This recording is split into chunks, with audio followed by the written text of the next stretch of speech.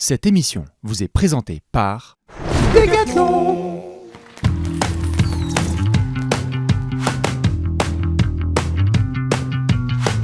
Top 10 all time, connexion intérieur-extérieur. C'est lundi, ou extérieur-intérieur, comme vous préférez. On va vous expliquer tout ça. Inter, extérieur. Meilleur jour de la semaine. C'est le lundi et on espère que vous allez bien et que votre week-end s'est bien passé. Mais place au meilleur jour de la semaine. Comment ça va, Alex ? Bah, ça va impeccable, nickel. Le week-end est derrière, enfin. Plein de beaux matchs ce week-end. Toujours. Du lourd. On a vu des performances très agréables à regarder. On a vu, on en reparlera sûrement, ce pauvre Willie Green se faire virer. Ce pauvre. Oh, tu sais, Si, les coachs de une NBA. bonne tête de fusible. Oui, mais tu sais, les coachs de NBA, je pense qu'ils s'en sortent bien. Ça va aller beaucoup mieux les pays. Pardon, allez, c'est pas le moment de. Les parler. Pels. Ah bah là, ça y est, c'est bon. On fera un Tranquille. top 10 James Borrego. Top 10 décision de James Borrego la semaine prochaine. C'est le lundi, le meilleur jour de la semaine. Un lundi sur deux, on vous retrouve avec un top 10 all-time ou un top 10 actuel. On s'est déjà bien pris le chou et le crâne. On a fait les moves un peu indéfendables. Récemment, on est passé par plein de choses, des joueurs sur lesquels il y a de la pression. On va pouvoir discuter de plein de choses. Les équipes aussi qui ont beaucoup déçu. Des équipes ouais, c'est ça, exactement. Les équipes qui ont fait un peu des fours en mode all-time. On les attendait et ça n'a pas respecté les attentes. Exactement. Et alors là, mesdames et messieurs, préparez-vous parce que on a un bet de top 10 all-time aujourd'hui. Alors tous les lundis, c'est des bets de top 10, que ce soit all-time ou actuel. Mais là, on va devoir tout bien vous expliquer parce que l'intitulé, c'est connexion intérieur-extérieur. On va évidemment tout vous raconter, on va faire le petit plat du midi, on va parler des Decathlon, mais pour commencer, Alex, si ça te va, je te propose justement de tout de suite un petit peu débroussailler cette histoire parce que on a déjà fait un top 10 des duos all-time et on discutait ensemble en off et on parlait du fait que il y a aussi parfois des duos, on a vu des postes 2 avec des postes 3, des postes 4 avec des postes 5, des postes 1 avec des postes 2, mais là c'était intéressant d'imaginer dans l'histoire les meilleures connexions entre un extérieur et un forward center, quoi. En gros, un ball handler et dans la plupart des cas, peut-être pas dans tous les cas, mais entre un ball handler plutôt extérieur et un joueur qui joue quand même intérieur, c'est-à-dire plus sous le cercle ou éventuellement on a des intérieurs qui pop dans nos connexions, là quand même on en a ou qui sont capables en tout cas et donc le mot important évidemment extérieur-intérieur, donc c'est pour préciser, genre ça peut être un poste 2 avec un pivot, un poste 1 avec un ailier fort, tout ça, ça marche. Ça peut être un poste 2 avec un ailier fort. Je sais même pas s'il y en a tellement de ça. Peut-être, mais c'est pas. C'est des faux 2. C'est des combos. Faux ailiers forts. C'est des combos et souvent c'est un 4-5. Mais c'est vrai que le terme exactement. Le terme important, c'est connexion. Connexion. On va faire appel notamment à vos souvenirs, à vos sentiments, à tous ces matchs de basket et tous ces duos que vous avez vus où vous vous êtes dit, franchement, moi le terme que j'ai souvent utilisé en faisant mon classement, Alex, c'est le niveau de télépathie. C'est-à-dire à tel point en fait, deux êtres humains parfois donnent l'impression d'être tellement connectés. Et donc comme l'a dit Alex là par rapport au poste, sortez-moi Jordan et Pippen, enlevez-moi LeBron et Wade, on n'y est pas. Non pas qu'ils soient pas connectés, mais il n'y a pas un intérieur, un extérieur déjà. Exactement. Parce que, Jordan Pippen, je sais pas trop quoi en penser de la connexion. Parce qu'on est influencé par ce qui se passe après. Ah oui. Mais LeBron Wade, il y a une connexion. Tu crois ? Je crois. En revanche, il n'y a pas LeBron, c'est pas un intérieur, ça marche pas aujourd'hui. Nous, ce qu'on veut, c'est vraiment, ça va parler quand même. Ça va parler pick and roll, ça va parler joueurs qui se baladent sans ballon extérieur et tout machin. Enfin, tu vois, c'est ça les connexions. Absolument. Quand vous regardez au basket, par exemple, des pivots avec des petits, dans l'histoire du basket, alors certes, aujourd'hui, on a l'avènement, on a vu des ailiers ces dernières années, on a vu les meneurs reprendre leurs droits et tout, mais Alex, quand même, dans l'histoire de la NBA, c'est une image très importante du basket, la connexion entre un petit et son pivot. Parce que pour que le petit se balade, petit 1 ou 2, il a besoin souvent de bons écrans de la part de son intérieur, qui va rouler, qui va popper. Est-ce qu'il le connaît bien? Est-ce qu'il le met dans les bonnes situations? On a vu ensuite l'évolution du jeu, tu le dis là, avec des intérieurs qui deviennent des point center, et donc du coup les petits cut beaucoup plus. Est-ce que le duo sait faire les deux? Exactement, comment ça défend? T'as des duos, ils faisaient pas les deux, mais parce que c'était aussi pas dans l'air du temps à l'époque où ils jouaient.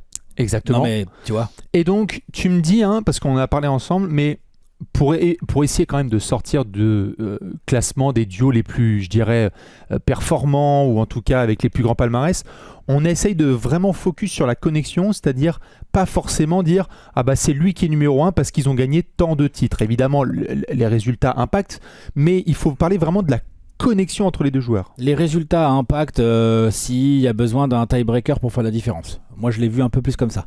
Tu vois ? Par exemple. Voilà. Voilà. Faire la différence entre deux duos, tu vois, par exemple. Puis après, il y a des pivots, par exemple, qui jouent avec plein d'extérieurs, mais avec lequel ils s'entendent le mieux. Ah oui, tu veux parler de Shaq, par un exemple. gros pépère. On vous laisse, Ah non, mais on vous laisse spoiler. nous dire.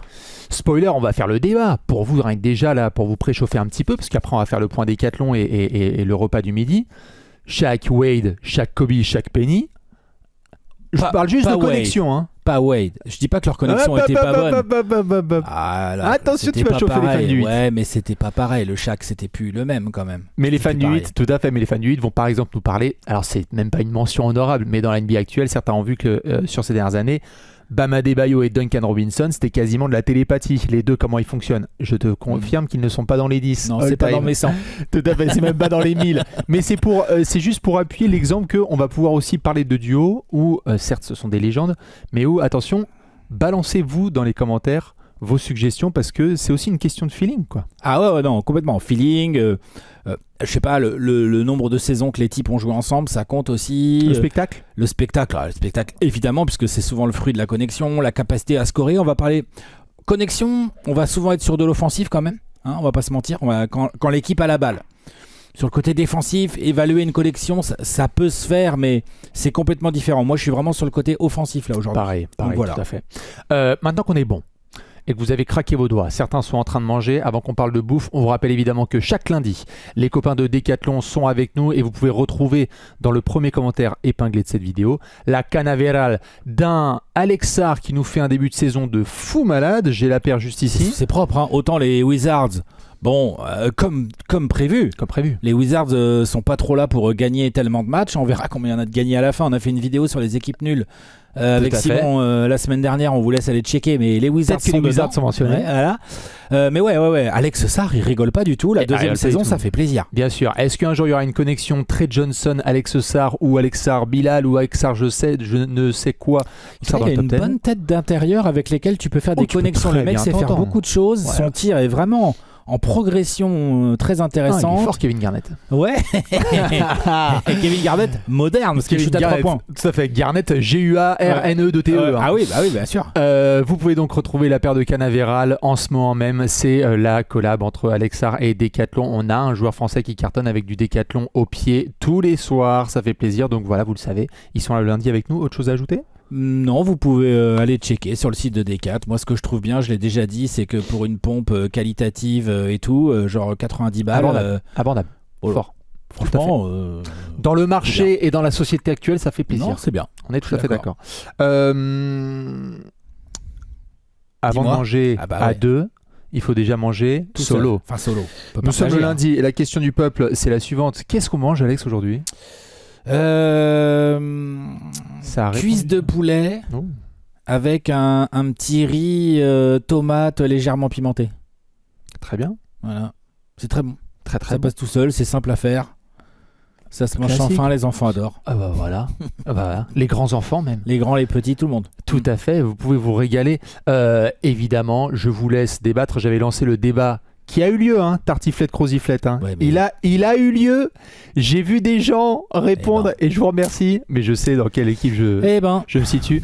Il n'y a pas de débat là-dessus. Par contre, évidemment, sur les pâtes carbonara, s'il y a des gens qui mettent de c'est-à-dire la les pâtes- crème Ah oui, dans leurs pâtes carbonara, ce ne sont pas des carbonara. désabonnez-vous. Voilà, ce ne sont pas des Voilà, carbonara. c'est des Voilà. pâtes à la française. C'est des pâtes à la crème. Voilà, tout à fait. Mais un bon guanciale, vous faites ça très bien avec du poivre bien fort, avec du parmesan évidemment, et on va se régaler.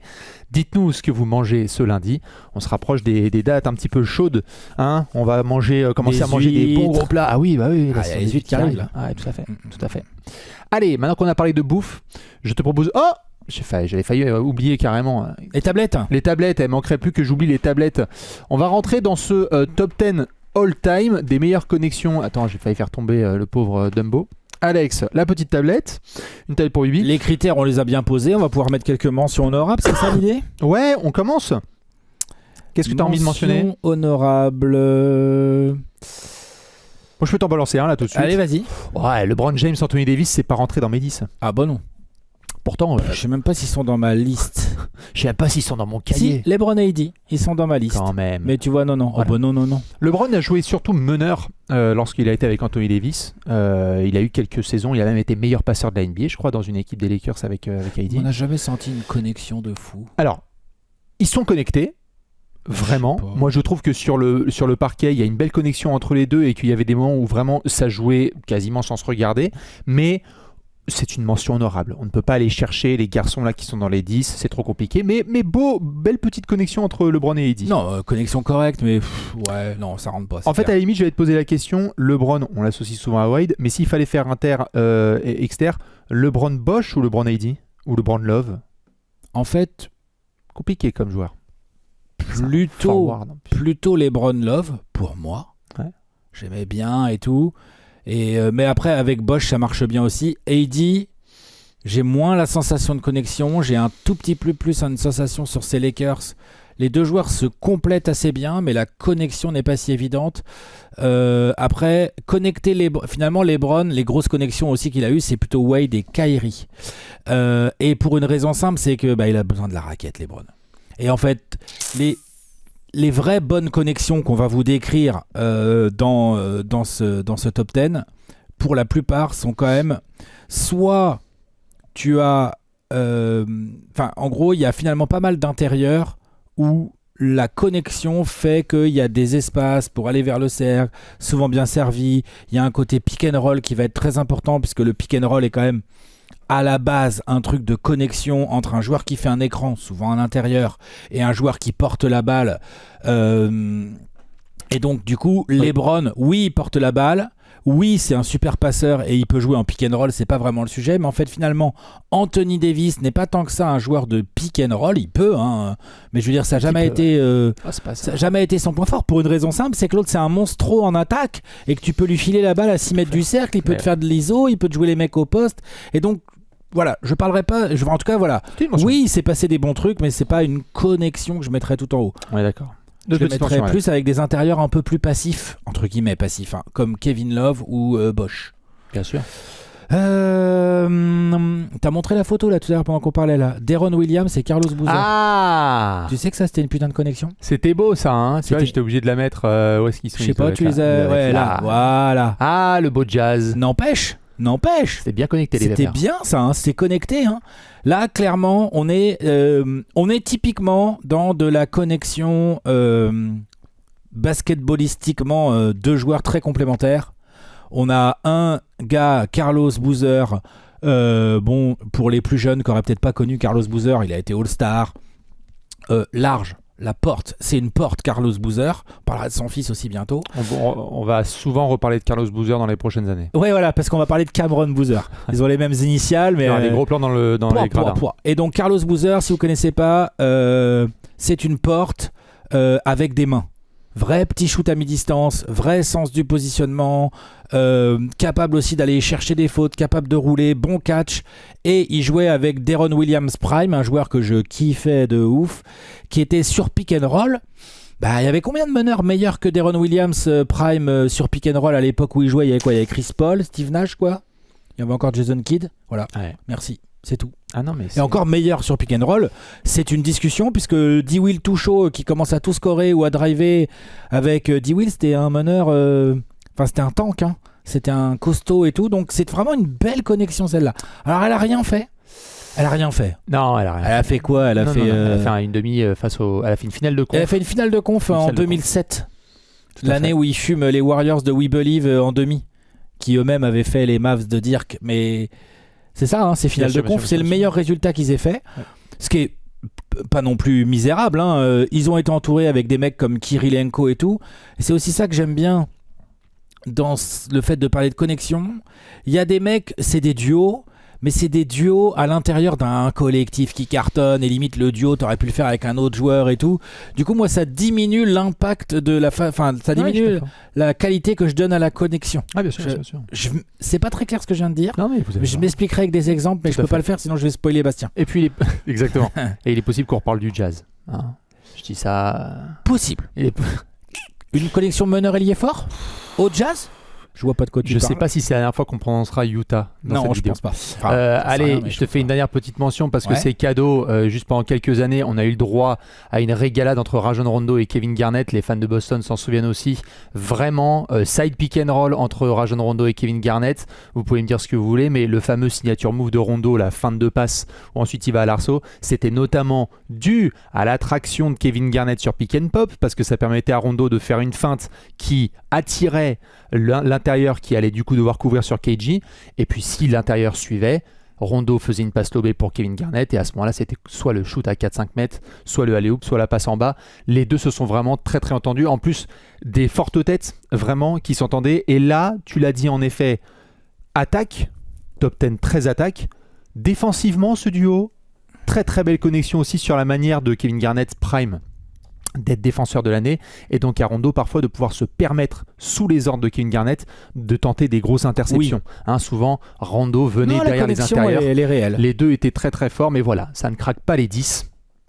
C'est entre monsieur Rondo et Garnett. As-tu une dernière mention honorable mon cher Alex? Je sais pas ce que je voudrais pas non plus te Vas-y, spoil. t'inquiète. Kobe et Pau Gasol. Merde. Non, Désolé. T'inquiète parce que c'est le grand débat. Et je suis content qu'on l'ait en mention honorable. C'est-à-dire, pourquoi t'es content? Parce qu'il est 11e. Ah oui, il est... Il est 11e. Regarde, il est tout en haut de ma liste Moi, des mentions honorables. au début de la vidéo... La connexion Kobe-Po. Après, on est influencé aussi Quand même. par ce qui s'est passé a posteriori.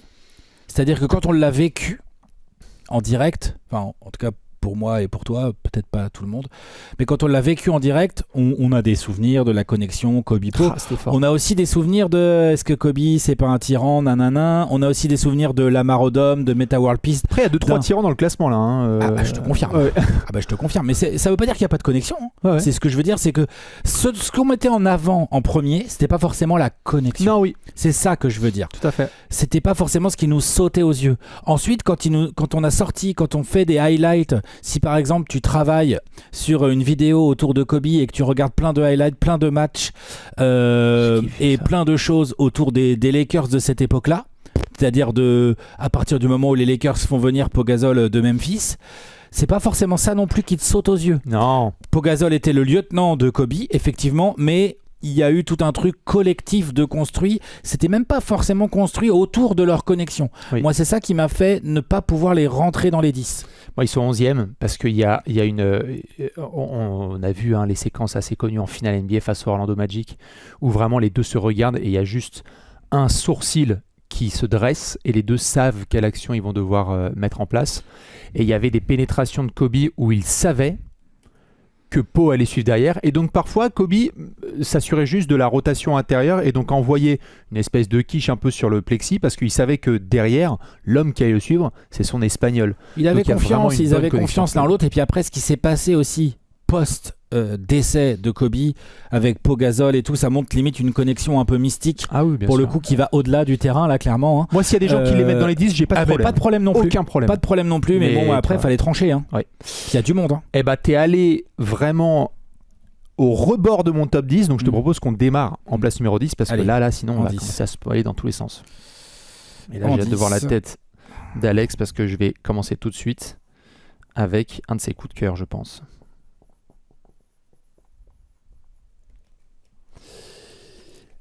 Kylian Martin. Ah bah non. Et tous les deux en 10. Bah, tu vois, oui, normal. Elle est belle. Ah, je me demandais si t'allais les mettre plus haut. Quel duo Jason Kidd et Kenyon Martin. Alex, on en parle. C'est vrai que, en fait, en toute honnêteté, c'est fou. C'est un des premiers duos auxquels j'ai pensé.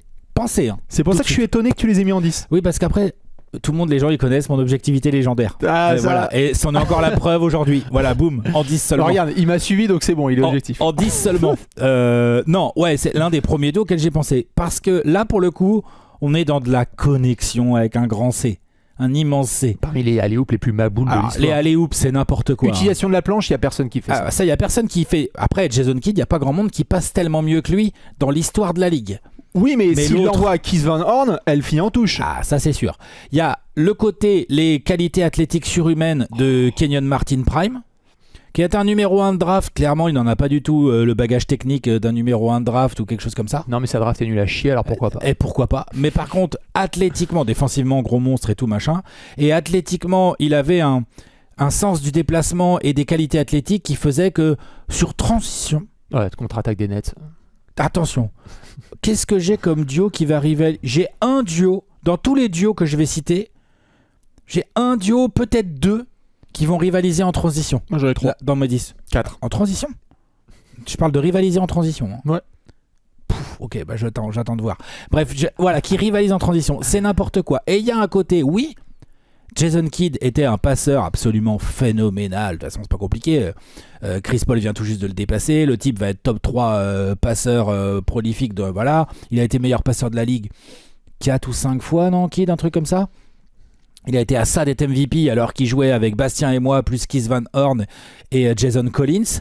Non, c'est vrai, ouais, franchement, c'est chaud.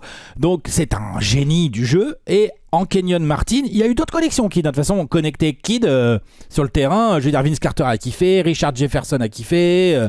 Tu vois, il y a d'autres meneurs comme ça, on va parler d'eux. On va dire, bon, bah, c'est vrai que connecté, bien sûr, voilà. Bien sûr. Mais effectivement, là, il y a un côté alley-oop, il y a un côté quelques petits pick and roll, mine de rien, bien sérieux. Alors, pour le coup, c'est du pick and roll. Parce que pick and pop, Kenyon Martin, c'est tout de suite plus compliqué.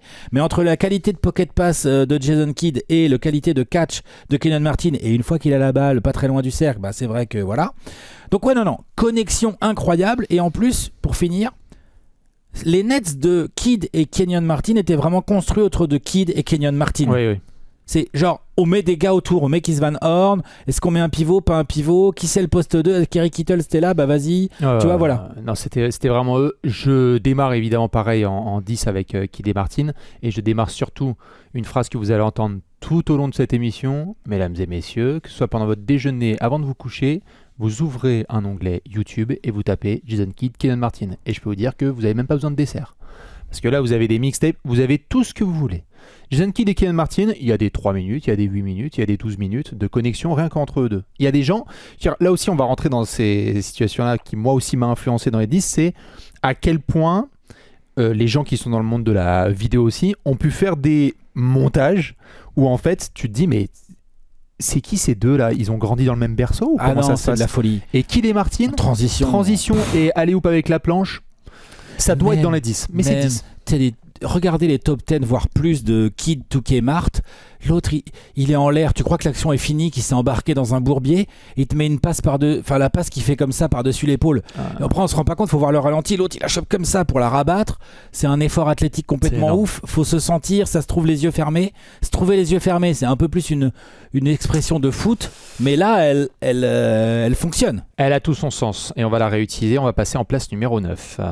Je sais pas si tu vas être d'accord avec moi, tiens. J'ai peut-être mis ton 1. Non. Mais Tony Parker et Tim Duncan doivent être dans le classement. Ah oui. Comme Chris Paul et Blake Griffin. Ah, c'est marrant ça. Et alors, certains vont mettre DeAndre Jordan. Alors moi, je savais pas trop où t'en étais. Donc pour moi, c'était une mention genre... Non, c'est une mention genre à la Kobipo. En fait, Chris Paul... Lob City. Pour moi, c'est DeAndre. Alors... Bah c'est marrant parce que oui en fait on va rentrer dans la catégorie. Je comprends. On va rentrer. Je commence si ça te va. Vas-y. Chris Paul et Blake Griffin. Je les ai pas de toute façon. Certains ont peut-être Chris Paul et DeAndre Jordan. Bon, ça s'entend. Par contre, on va pas se mentir. Hein, le duo le plus létal sur pick and roll, c'était pas avec DeAndre Jordan, c'était avec Blake Griffin. Il y a des gens qui ont mangé des posters absolument monumentaux. Vous pouvez choisir tous les registres. Hein. C'est-à-dire que l'écran side pick and roll de Chris Paul avec Blake Griffin. Ensuite, une fois que Chris Paul baisse un petit peu l'épaule, vous aviez soit le flotteur de Chris Paul et donc qui est généré par l'attraction de Blake Griffin, vous aviez soit le lob en l'air et Blake Griffin terminait l'arceau et donc l'équipe adverse, vous avez soit la petite passe au sol et donc Blake Griffin trop buffle, prime Blake Griffin allait trop loin. On a eu le développement de Blake Griffin avec des petits jumpers. Chris Paul, Blake Griffin, en fait, au-delà, vous pouvez choisir n'importe quel registre. Si vous voulez celui du divertissement, c'est top 5 de cette vidéo. Vous pouvez me prendre André Jordan aussi si vous voulez, hein. Mais pour moi vraiment c'est Blake. C'est les séries de playoffs, la série de playoffs face aux Spurs où Blake Griffin et Chris Paul ensemble, carrément. ils envoient mais des tellement grosses saletés sur des monstres dont on va parler, notamment Tim Duncan et compagnie. Mais la connexion entre les deux, moi je veux bien que certains me disent, par exemple, on va rentrer dans le domaine de Chris Paul, hein. Chris Paul DeAndre Ayton, Chris Paul Tyson Chandler, Chris Paul David West. Ah non, mais bien sûr. Chris Paul Clint Cap, enfin je sais pas si c'est comme ce que je disais pour Kidd, quoi. Le mec, c'est des gens qui ont filé des contrats à du monde, quoi. Des contrats. Et Chris Paul souvent est associé à ça. C'est une connexion parce que derrière le gars lui doit de l'argent. C'est ça. Mais Blake pouvait Blake n'avait pas besoin de Chris Paul pour gagner son pain, tu vois. Blake aurait sûrement été All-Star sans Chris Paul. C'est ça. Et par contre, vrai, hein, les deux ensemble, moi quand je pense Lob City, je pense aux deux garçons et je pense en effet à cette tête, ou en tout cas ce duo. J'ai probablement dû les mettre quelque part. Attends, est-ce que j'ai au moins une petite photo qui va, voilà, quand même, que je leur rende hommage. Mais dites-nous justement, parce que toi, ils étaient en mention honorable, tu pensais plus à DeAndre Jordan ?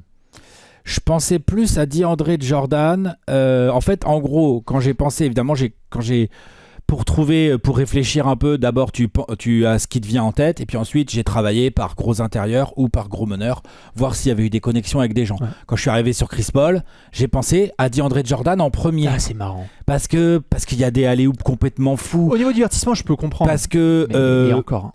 Parce que en fait, à part avec une connexion, il n'y a pas vraiment de moyen de faire scorer DeAndre Jordan. Oui. C'est la preuve qu'il y avait une putain de connexion, un peu comme Kmart en fait. Ouais. Ce que je veux dire, c'est que Blake Griffin, ça joue presque contre la connexion, c'est-à-dire que Blake Griffin... Non mais si, d'ailleurs tu vas voir, je vais le réutiliser cet argument pour d'autres duos où la connexion est certaine. Je dis pas qu'il n'y a pas de connexion entre Chris Paul et Blake Griffin, c'est pas ce que je veux dire. Je dis juste que ça rentre pas dans mes 10 parce qu'il y a un niveau de connexion qui à mon avis est moindre que d'autres parce que moins nécessaire. Voilà. Ok, c'est le côté nécessaire. Disons que en gros, Chris Paul c'est un meneur qui sait scorer, hein, mais passeur first. C'est un vrai meneur passeur first. Je veux dire, il y en a d'autres, comme Kidd, comme d'autres gars dont on va sûrement parler, j'imagine, dans cette vidéo. Mais la connexion, déjà, il y avait du pick and roll, mais du coup, il y avait un autre intérieur en pick and roll. Donc du coup il fallait distribuer pour les deux. De temps en temps il fallait filer des balles à Blake Griffin en fonction de la mismatch. Blake Griffin était une transition à lui tout seul. Blake Griffin il prend le ballon, il dribble, il fait un spin move. Il y a du Charles Barkley en lui. Enfin, tu vois ce que je veux dire. Et parfois il la remettait à Chris Paul qui lui mettait en l'air et ça terminait avec top 10 lundi. Bonjour. Mais de temps en temps c'était Jamal Crawford aussi. Enfin, en gros, ce que je veux dire c'est que je n'ai pas réussi à trouver. Donc j'ai mis... En gros, tout ça, là, les Chris Paul, elles sont en mention pour moi. Ah bah j'entends. Bah moi je trouve qu'on oublie trop et donc pareil, je le redis et je vais le dire à chaque place. Je sais pas comment t'as fait parce qu'il y a du monde. Ah ouais. Ouvrez sur YouTube. Bah tu vas voir, hein, je pense qu'on va avoir un classement aussi différent. Ouvrez YouTube et Chris Paul, Blake Griffin. Régalez-vous pendant 10 minutes. C'est le prime de Lob City où on se disait bon bah ce soir quelqu'un va décéder, quelqu'un va finir dans le top 10 et il sera au sol et tout le monde se foutra de sa gueule. Place numéro 9, tu as donc Tony et Duncan que j'ai un tout petit peu plus haut. Ouais, j'ai Tony et Duncan. Je savais pas trop comment l'aborder, celle-ci. Bah, t'inquiète, je vais l'aborder. Hein. Ouais. Mais en fait, principal problème qui joue, entre guillemets, pourquoi je mets d'autres connexions au-dessus. Ouais, vas-y. Après, je vais me contredire dans la place d'après, mais c'est pas grave. T'inquiète. C'est la vie. Non, ce que je veux dire par là, c'est genre... il avait une bonne connexion, Duncan, avec Manu Ginobili aussi, où j'ai rêvé. Oui, bon, non mais c'est le jeu, c'est un putain de trio, ça joue contre eux à chaque fois. Regarde, pour avoir le MVP ça jouait contre eux, pour avoir, tu vois ce que je veux dire, en gros pour les trucs un peu plus individualisés, ces Spurs pour moi, tu vois, genre par exemple la preuve, regarde 2014 ça joue trop bien, Beautiful Basketball et tout, est-ce qu'on va dire ouah connexion Duncan? Non, on dit Beautiful Basketball et au milieu de ce Beautiful Basketball en 2014, ok c'est Kawhi le MVP des finales, tout ça on va pas revenir là-dessus, au milieu de ça il y a un jeu offensif développé par Popovich depuis, on va dire, la fin des années 2000, où l'équipe a commencé à être un peu moins défensive. Et donc, il a développé ce jeu autour de connexions, au pluriel, autour de Tim Duncan, dont la première, la numéro 1, était celle avec Tony. Tony qui tourne autour de Tim Duncan qui lui remet, Tony qui se sert de l'écran de fin de match. Système de fin de match, mais il y en avait avec Manu aussi. Oui, bien sûr, mais j'en reparlerai après. Mais bien sûr, mais en fait, la connexion elle est incroyable. Le seul truc qui m'a manqué, c'est en termes de pick and roll. C'est parce que c'était moins dans leur système, mais en gros, c'est pas que Rodman savait pas.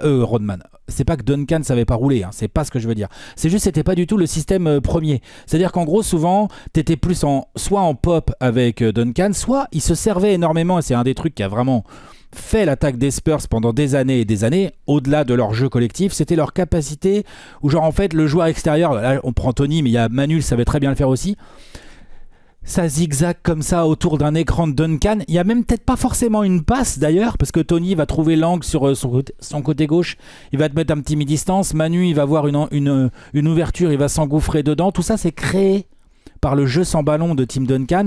C'est le fruit d'une connexion et d'un travail tactique. Mais il me manque un peu de spectacle. Il me manque un peu de... Alors, si tu me parles spectacle, il me manque un peu de rôle et de genre Duncan qui roule et tout. Il y en a quand même moins. Il y en a quand même moins. On va en parler plus tard, mais oui, j'entends. Il y en a moins, ou alors Duncan, il fait l'extra passe dans le corner, donc c'est pas lui qui... Tu vois ce que je veux dire ou pas? Je vois ce que tu veux dire. En gros, ça joue. C'est en même temps ce qu'a fait la force des Spurs. On l'a souvent constaté dans les classements, tu sais, quand on classe les mecs et tout, on dit ah ouais, mais les Spurs, on sait pas lequel ressortir, gna gna gna et tout. Ça arrive souvent. Et donc, j'en parlerai pour moi, c'est clairement une connexion, mais au milieu d'une grande connexion. Moi, je pense que s'ils sont pas dans vos 10, il y a un gros problème. Bah, tu vois, ils sont 9. C'est bien 9. C'est dans les 10.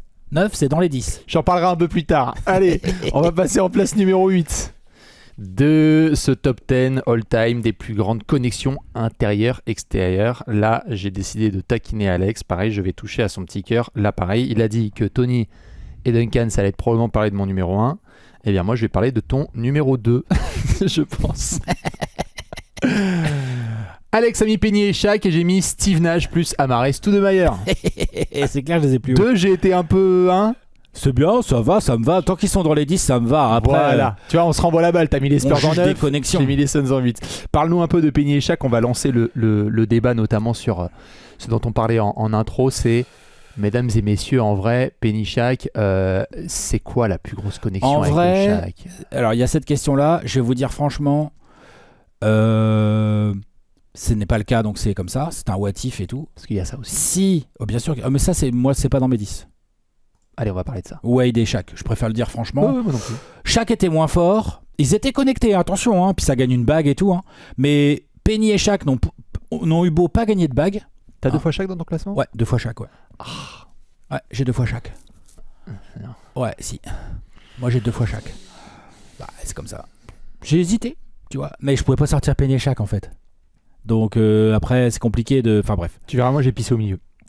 Vas-y. T'as pissé au milieu, ouais. T'as fait j'ai dit c'est en 5. T'as fait une wildcard. Ouais, j'ai fait le truc de Normand. Débrouillez-vous. Ok, d'accord, je vois le genre. Bien sûr. On mange un petit camembert, c'est ça après? Voilà, tranquille. Bien sûr. Ok, qu'est-ce qu'on mange? Camembert. Bref, Penny et Shaq, ouais, non, attends. Penny et Shaq, si ça gagne la bague en 95, c'est podium. Voilà. Merci, au revoir.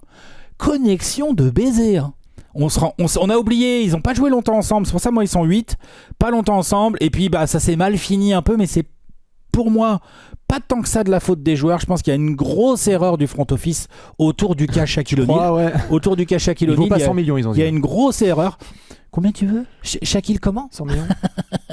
Mais la connexion, ce qui est fou, c'est qu'elle démarre avant même que Penny arrive en NBA. Bien sûr. Et ça se rencontre sur un tournage, quoi. Ils se rencontrent sur un tournage, quoi. C'est tellement Shaquille O'Neal. C'est un peu moins Penny Hardaway, mais il était là en attendant. T'as Nick Nolte qui fait l'entremetteur. Voilà, Shaq qui met la pression à ses dirigeants. Les vidéos sont incroyables. Draftez pas Chris Webber. J'ai une opportunité, tu peux pas la rater. Je vais te Bref. On y va, les gars. C'est énorme. Et après, dès le début, clac. Mais en fait, le type, ils font le trade à la draft. Ils prennent Chris Webber en 1, mais ils le trade contre Penny qui était aux Warriors en 3. Bim bam, ça permet de gratter un petit pic au passage, tout ça. Et ils arrivent. Et pour le coup, ce Magic, bon collectif, du Horace Grant, du Dennis Scott, Nick Anderson. Il y a des bons joueurs autour. Bon, alors là, pour le coup, c'est un duo avec des role-players autour. Clairement. Et Penny, rookie, avec Shaq sophomore, direct. Moi, vraiment, après, je sais, c'est les souvenirs, tout ça, ça nous joue des tours. Mais moi, direct, j'étais là, genre, attends. On peut jouer au basket comme ça, là? Putain, c'est cool quand même, ce sport.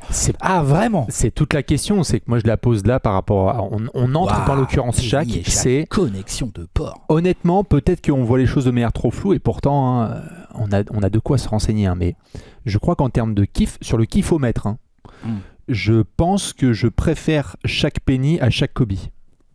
En termes de kiff visuel, on est d'accord. Moi aussi, mais après, il y a un moment donné, tu peux pas juger la connexion. Tu peux pas juste faire le kiff. Tu peux pas juger la connexion que là-dessus. Oui, tout à fait. Mais je voulais poser le cas parce que peut-être que pour certains... en kiffomètre, chaque et Kobe, c'est dur à aller chercher. Hein.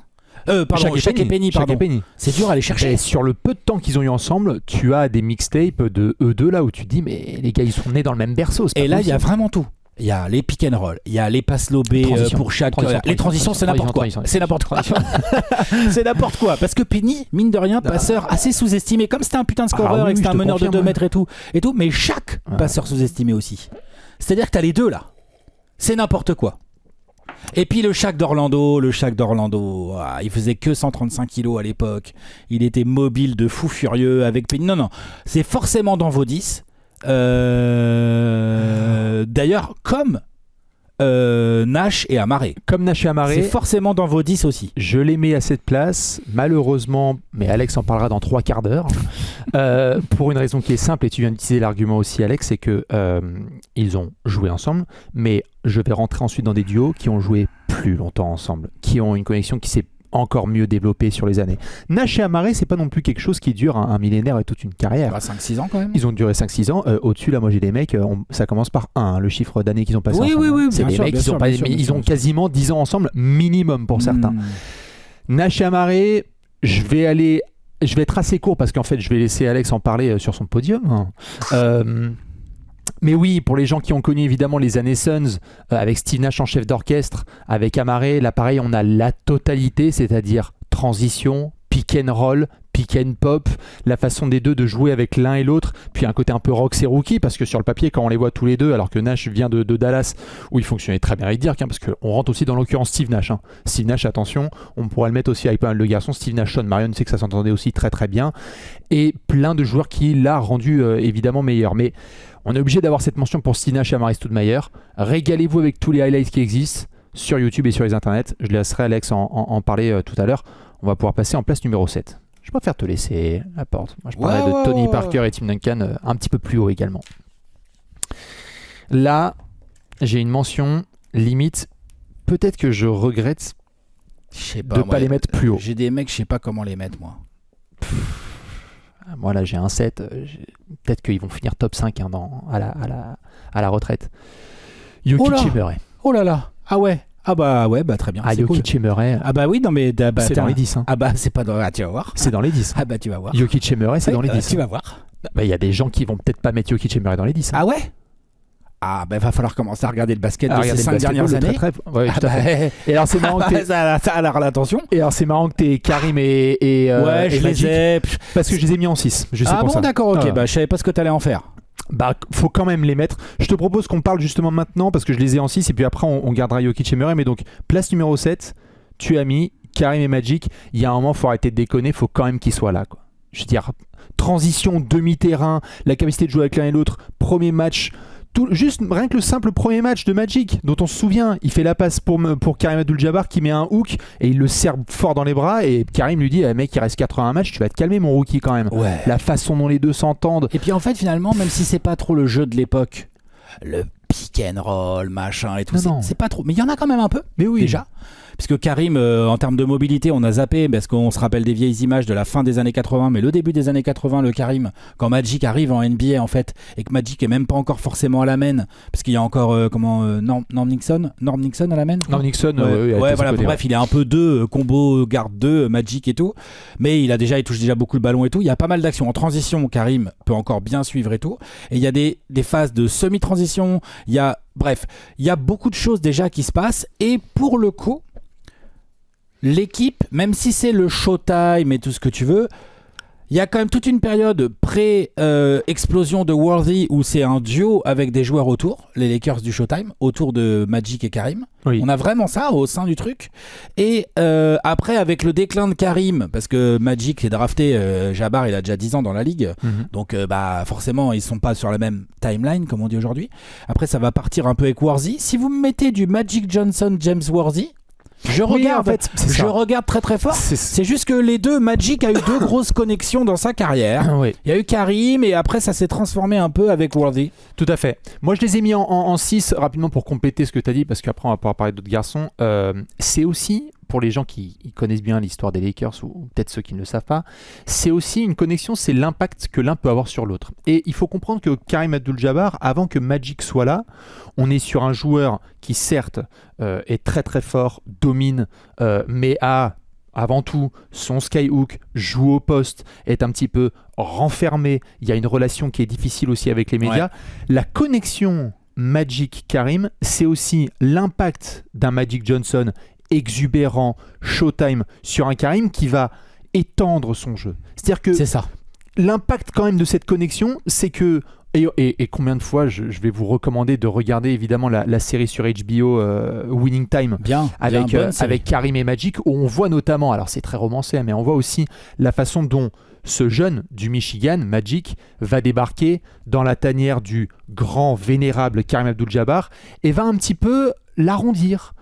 On est quand même sur un Karim Abdul-Jabbar, on va pas se mentir, à la fin des années 70, c'est la superstar la moins en phase avec la NBA, qui est pourtant, lui, est le porte-drapeau quasiment, vu que c'est la superstar de la ligue.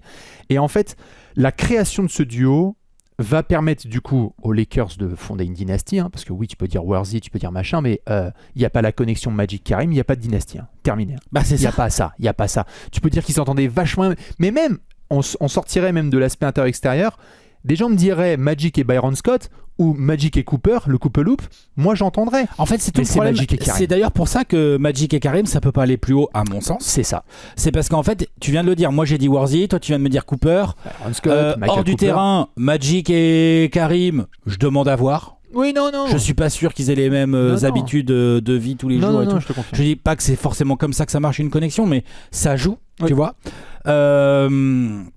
Donc ouais, moi je les ai mis 7, toi tu les as mis 6. Voilà, et juste du coup, en 7, moi j'ai Jokic et Murray, mais dont on va pouvoir parler un petit peu plus tard, puisque Alex les a un petit peu plus haut.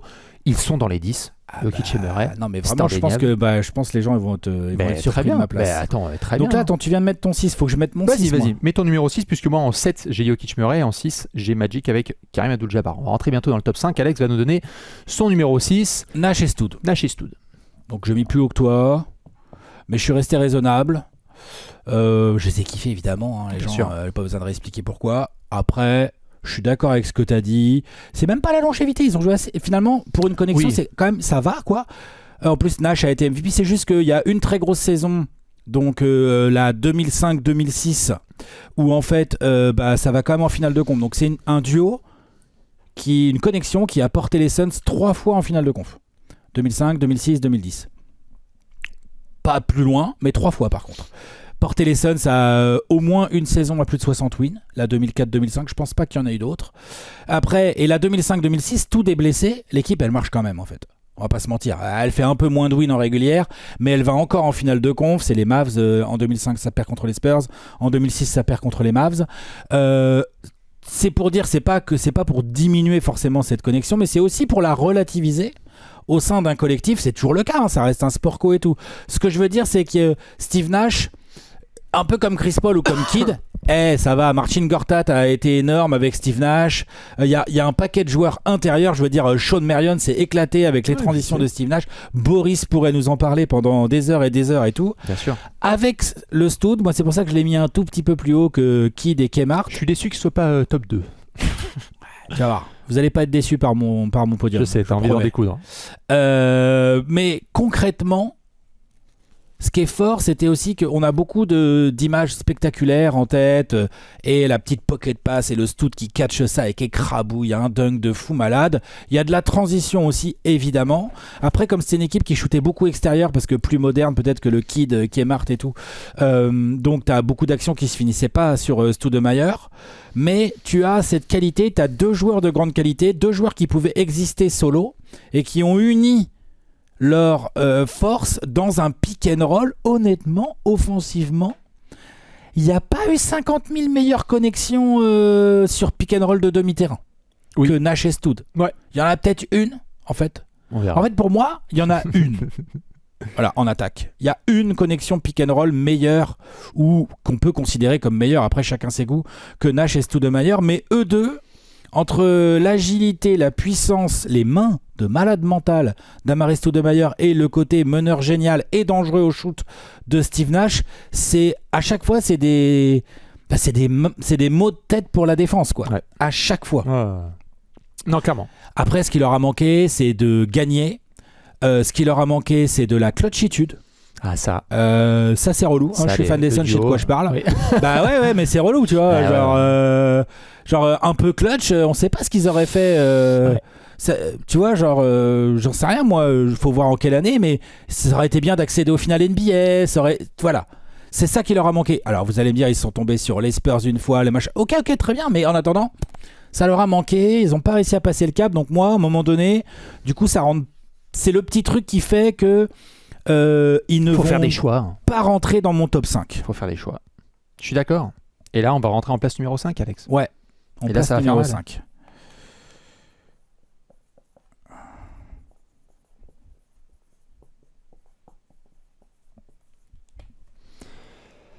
Peyton et Kemp pour Alex. J'ai Kobe et Shaq en 5. Ouais.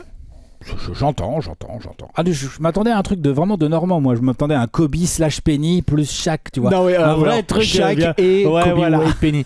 Non, écoute, t'as très bien parlé et apparemment, si je comprends bien le spoiler, tu as Kobe et Shaq un peu plus haut. Oui. En fait, c'est ce fameux débat-là, quoi. C'est ce dont on parlait tout à l'heure. C'est si on regarde vraiment le kiffomètre, c'est difficile d'aller chercher Penny et Shaq. Mais il y a un moment où il faut arrêter de déconner. J'ai choisi un peu une place de bâtard parce que une connexion, on en parlait en rigolant tout à l'heure en off, c'est important aussi que les deux puissent bien s'entendre et pas que ici ou là, sur le terrain, sur certaines actions et tout. Quand on pense Kobe et Shaq, un des premiers trucs qui vient, c'est certes un des duos les plus dominants de l'histoire. Et il y a quand même 3 titres ensemble au début des années 2000, mais on parle aussi beaucoup de drama, de feud et de joueurs qui s'entendent pas. Et donc, j'ai un petit peu du mal à mettre un peu plus haut. De bataille d'ego. J'ai un peu du mal à mettre un peu plus haut un duo où une des premières images qui me vient, c'est la déconnexion. En fait, limite, on aurait fait un top 10 duos les plus forts mais les plus déconnectés. Je t'aurais mis Kobe et Shaq en 1, tu vois. Des duos dans l'histoire de l'NBA où les mecs, ils étaient trop forts, mais ils passeraient jamais une semaine en vacances ensemble. Je comprends. Je te les mettrais. Après, on est là pour parler basket, donc forcément, tu es obligé de mettre Kobe et Shaq. Mais du coup, j'ai choisi un peu la place du milieu. J'ai fait de toute façon, Alex, il n'y aurait pas le mot middle. connexion dans le titre. Ça serait du duo. Duo inter-exter, c'est podium et on discute après. Et c'est 1. Si tu enlèves l'axe humain, psychologique de la connexion. Oui. Mais comme on est dans un sport co où il faut se passer la balle, tu peux pas l'enlever, vraiment. Donc c'est pour ça que toi, tu les as qu'en 5 et moi, on verra où je vais les mettre parce que je vais pas non plus me spoil. Je ne vais pas me spoiler. Allez, parle-nous en 5 de ton duo. Tu as donc pardon. Peyton et Kemp. Mais oui, monsieur. Bah ouais. Bah, bien sûr. Bah ouais. Bah bien sûr. Bah ouais, Peyton et Kemp. 7 saisons ensemble. C'est bien. Mais tu vois, par rapport à Stoud et Nash, c'est pas non plus... parce que Kemp, on oublie, mais Kemp, il part aux Cavs en 97, là, après un petit... non, 98, enfin par là, quoi, un petit lockout. Ce qui est bien, ce qui est fort, et ça, là, ça y est, on rentre dans les trucs où je dois départager des gens et tout, ils ont joué leurs meilleures années ensemble. Peyton aura des belles années à donner encore derrière. Kemp un peu moins, on va pas se mentir. Ça va un peu plus partir en couille. En termes de spectacle, c'est propre. On en reparlera un peu plus haut. C'est propre. En termes de spectacle, c'est propre. Ils ont été All-Star les mêmes années ensemble, je crois, au moins 3 ou 4 fois. Donc ça montre aussi le côté, genre il y avait 2 joueurs et tout. Bon, après on peut juger, c'est pas un critère si important que ça, je le cite parce que je suis allé regarder. Ils vont en finale ensemble en 96. Ils choquent ensemble en 94. Oui, c'est ça, contre on en a parlé il y a pas longtemps. Il y en a parlé il y a pas longtemps. Dans les déceptions, il y avait les Sonics de Peyton et Kemp. Non, ils sont connectés jusqu'au bout. Ça fait quand même un peu chier. Voilà, c'est ça, ils sont bien connectés. J'en parlerai plus haut. En transition, voilà, on a parlé machin et tout. Bah eux, ils regardent tout le monde droit dans les yeux. Ça, c'est sûr et certain. Non, mais ils regardent tout le monde droit dans les yeux. Bon, Kemp. athlète surhumain. On a parlé de Kenyon Martin, Amaris Stoudemire et tout. Tu peux mettre Kemp au-dessus de tous ces gars-là. Tu peux le mettre juste au même niveau. Enfin bref, voilà, on est dans une catégorie de surathlètes complètement fou. Ah oui, tu vois, tu me parlais de Kidd et Martin et tu me disais il y a qui les regarde en transition. Ouais, bah il y a Kemp. Ah bah je suis d'accord. Et Peyton et Kemp, ils les regardent comme as. Hein. Bah c'est ça. Bah, c'était le seul duo auquel je pensais parmi ceux. Et Penny et Shaq. Penny et Shaq, ça regarde aussi. C'est à cause de Shaq en fait aussi. Parce que Penny, Peyton, ça se regarde un peu, mais Shaq, c'est quand même un délire qu'on oublie trop vite. Early Shaq, ouais. Comment ? Early Shaq. Ah, dis donc, ouais. Et donc, ce qui est fort aussi, et c'est pour ça, moi, qui rentre dans mon top 5, c'est parce que pour le coup, là, il y avait des bons joueurs autour. Hein. Nate McMillan, Detlef Schrempf, c'est des bons joueurs. Frank Brickowski. Mais là, on a vraiment une équipe qui est construite autour d'un duo. On a une équipe qui est construite autour d'une connexion. Ah oui.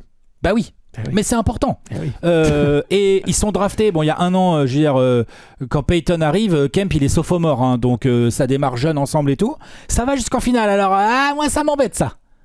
Ça m'embête. Après, c'est la vie, hein. Ça m'embête. Ça va jusqu'en finale et puis après, ça se sépare un peu merdique. Kemp enfin, tu vois, genre, c'est un peu merdique, mais c'est pas de la faute forcément des joueurs. Donc la connexion, elle est réelle. C'est top 5. Ah ouais. Oui. Voilà. On va rentrer en place numéro 4. Et alors là, je vais peut-être créer un gros débat, mais pour moi, ils sont dedans et j'ai failli les mettre plus haut. Et peut-être que pour certains, ça va être bizarre que ce soit dans les 10, mais on oublie trop. Alex, il a mis Curry Draymond. et Curry et Draymond. Merci. Alors là, franchement, Moi, j'avais failli les avoir plus haut. on est d'accord. Putain, quand même, les gars. Le mais... truc, c'est pas compliqué. Il y a un truc qui joue contre eux, ça s'appelle Klay Thompson. Puisque moi c'était même pas ça. Non, bah quand même, faut reconnaître qu'il y avait une connexion Curry-Clay, Splash Bro. Il y a toute une période Warriors victorieuse, Oui. où limite, et c'est pas injustifié, hein, mais on met limite plus en avant la connexion, les Splash Bro. Splash Bro, oui, c'est bien une sûr. dinguerie, ce bas court et tout, que le Curry Dre. C'est vrai, mais on a tendance à oublier énormément de choses, toute l'attaque qui a été construite autour de Draymond Green pour le jeu sans ballon de Clay, mais aussi de Curry. Le côté, ils sont ensemble depuis le début, les types, ils ont tout vécu ensemble, ils ont tout fait ensemble. Donc, les bons comme les mauvais moments. Oui. Toute petite parenthèse, moi, Steph Curry et Draymond, c'est tous les jours au-dessus de Jokic et Murray. Mais j'entends. Ah ouais. Toi, tu les as plus haut et tu vas nous en parler. Mais Steph et Draymond, je suis tellement content que tu les mettes en 4, je les avais aussi quasiment plus haut parce qu'en fait, on se rend pas compte. Déjà, on est dans un top 10 all-time, on va le dire, en termes de connexion entre un joueur extérieur sans ballon et son intérieur. Pour moi, c'est le plus grand de tous les temps. Pour moi. Et tu vas nous parler après de Jokic et Murray parce que pour toi, c'est mieux classé. Mais pour moi, redis.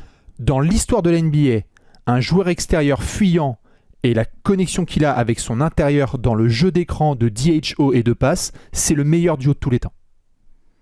Draymond et Steph, on se rend pas compte.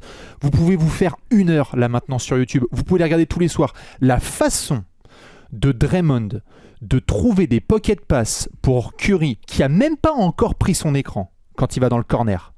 La façon de Draymond juste offensivement d'exister par la gravité de Curry les fake DHO de Draymond Green.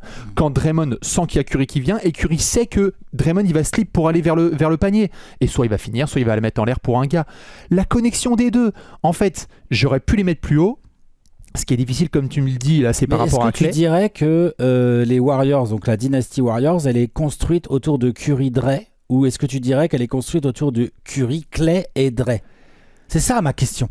Moi, c'est un sujet, parce qu'on parle de duo en connexion. On n'est pas sur des Big Three. En termes de titres gagnés, évidemment. Non, mais la dynastie, les 10 dernières années, là, ils sont pas en dynastie depuis 10 ans, mais vous avez compris ce que je voulais dire. Sur 2015-2020, je te suis totalement. Tu peux même monter jusqu'à 2022. Mais en vrai... Ah bah oui, tu peux. Bien sûr. Mais en vrai, on se rend pas compte, les séquences de fin de match, et là aussi, on rentre dans cette partie du top 10 où, en fait, séquence de fin de match, je suis coach, j'appuie sur la connexion.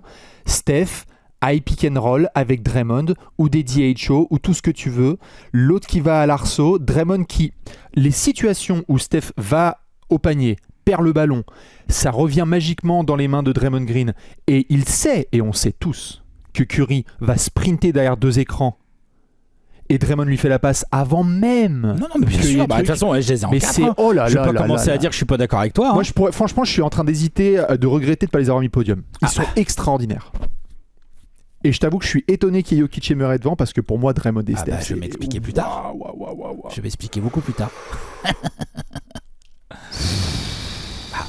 Mais vas-y, parle-nous de Draymond et Steph. Hein.